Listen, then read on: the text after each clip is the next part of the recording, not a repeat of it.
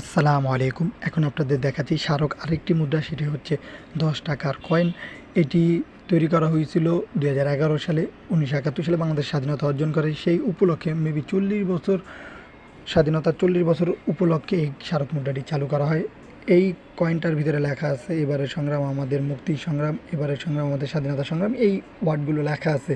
Plus এছাড়াও আরও যে জিনিসগুলো আছে, এটি হচ্ছে আপনার ২০১১ সালের শুরুতেই বলছিলাম, এবং এটার ওয়েট হচ্ছে ২৫ গ্রাম, ব্যাস হচ্ছে ৩৮ মিলিমিটার, এবং এটি হচ্ছে রূপার তৈরি একটি কয়েন, সিলভার।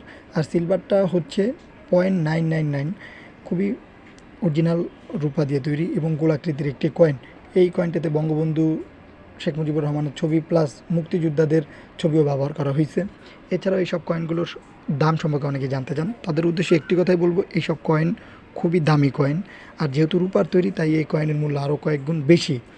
আপনারা যে দামই বলেন না কেন, এই রূপার কয়েনের মূল্য সবসময় বেশি হয়ে থাকে। আরেকটি জিনিস মাথায় রাখবেন যে প্রত্যেকটা দেশেই এইসব কয়েনের আলাদা আলাদা মূল্য থাকে, তাই একটা ভিডিওতে অ্যাকুরেট দাম বলা খুবই কঠিন।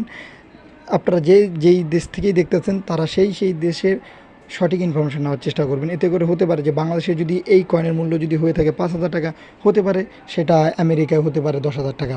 তাই স্থান এবং কাল বা পাত্রভেদে এই জিনিসগুলোর মূল্য আলাদা হয়ে থাকে, কিন্তু এগুলো দামি কয়েন। এছাড়াও আপনাদের যে জিনিসটি বলবো, এগুলো যদি রেখে দিতে পারেন, ভবিষ্যতে অনেক অনেক টাকা মূল্য হবে। এবং যদি এগুলো একান্তই বিক্রি করতে চান, পুরনো যে কোনো জিনিস, সেই ক্ষেত্রে আমাদের গ্রুপ আছে বেটার কালেকশন ভিডিও এবং শেখ সাব্বির হাসান মুন্সি, সেখানে পোস্ট করতে পারেন। ইনশাল্লাহ ধৈর্যশীলভাবে থাকলে বিক্রি করতে পারবেন।